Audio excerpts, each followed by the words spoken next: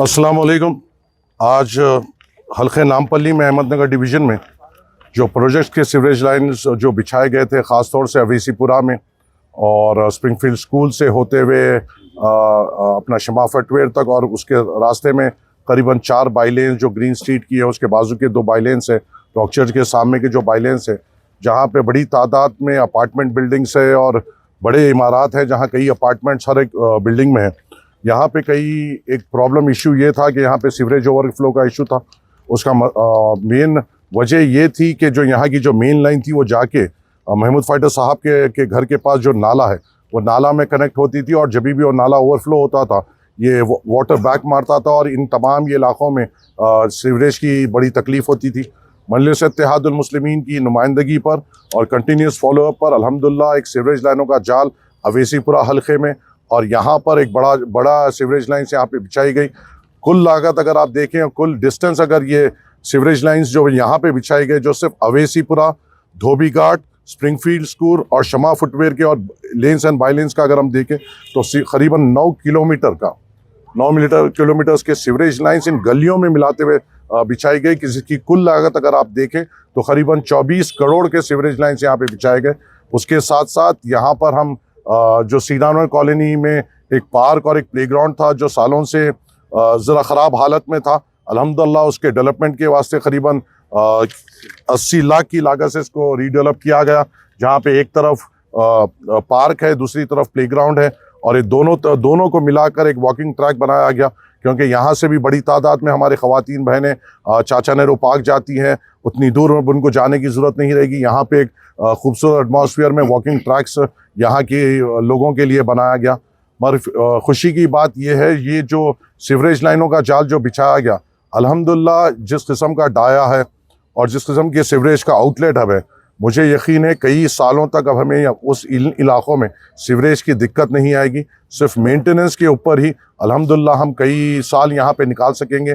और इन इलाकों में जहाँ पे ये सीवरेज लाइन बनाई गई, अगर यहाँ पे अगर कई और बड़े बड़े इमारतें भी आ जाएंगी तो इंशाअल्लाह ताला आने वाले 5-10 साल के लिए हमें कोई तरीके की सीवरेज की प्रॉब्लम नहीं होगी। मजलिस इत्तेहादुल मुस्लिमीन की नुमाइंदगी पे ये हुआ है। इंशाअल्लाह बहुत जल्द जैसा ही ये पार्क और प्लेग्राउंड का काम भी मुकम्मल होगा, यहाँ के इसका इफ्तिताह किया जाएगा, जिसमें यहाँ खूबसूरत तौर पे पूरे पार्क को डेकोरेट किया जाएगा। प्लेग्राउंड में बच्चों की सहूलत को देखते हुए एक मड एरिया भी रखा गया, बैडमिंटन कोर्ट का एरिया भी रखा गया, और बच्चों के लिए झूले भी यहाँ पे रखे गए। और उसी के साथ साथ अगर रात में बैडमिंटन जो शौकीन हैं उनको खेलने के लिए यहाँ फ्लड लाइट्स भी, मॉडर्न फ्लड लाइट्स भी लगाए जाएंगे। और एक खूबसूरत तौर पे अहमदनगर की आवाम के लिए हमने ये श्री राम नगर कॉलोनी पार्क को डेवलप किया है, और मैं उम्मीद करता हूँ कि अहमदनगर की आवाम को इससे बहुत फ़ायदा होगा।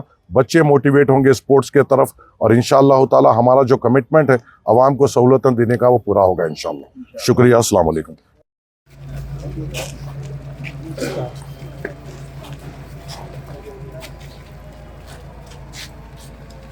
हेलो शट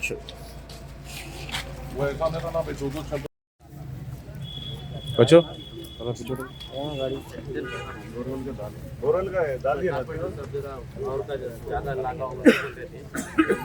और आप कितना भी लगाओ, मेंटेनेंस होना इम्पोर्टेंट है। ऐसा नहीं हो जाना कि इससे पहले ये पार्क का बहुत पुरानी वो है कि मेंटेनेंस नहीं होता। आपको ये कॉलोनी एसोसिएशन पे तो नहीं छोड़ रहे ना आप, अपन खुद मेंटेन कर रहे हैं ना, वो करना। अब ये क्या कर रहे हैं यहाँ पे, वॉचमैन को वाइंडो वो तो छोटा दे रहे हैं बैठने के लिए, छोटा के लिए बनाए।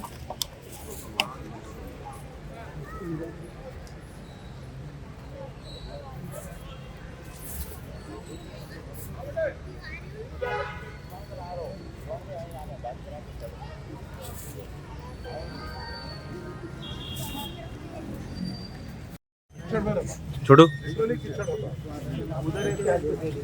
इधर आ जाओ।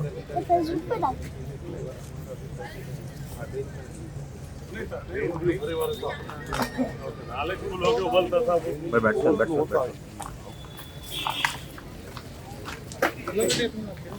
ये जो दिख रहा ना आपको नाला, ये नाला छोटा नाला, अपन इसको वाइडन नहीं कर सकते, तो फिर अवेसीपुरे में पूरा ऑक्यूपाई हो गया।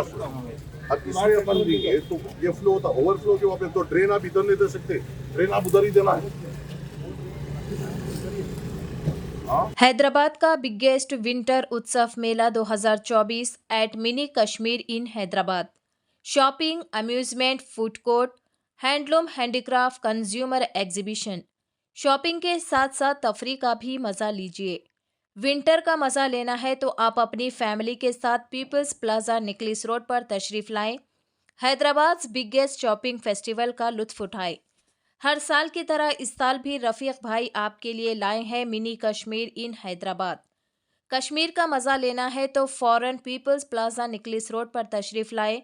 ये विंटर एक्सपो बतारीख 10 नवंबर 2024 से शुरू हो चुका है, जो कि 45 दिनों तक जारी रहेगा, जिसकी टाइमिंग रोज़ाना दोपहर 2 बजे से रात 11 बजे तक रहेगी। बच्चों और बड़ों के लिए amusement rides, dress material, fashion jewellery, footwear, cosmetic, mehndi design, kids play area, जायकेदार फूड कोर्ट्स और भी बहुत कुछ।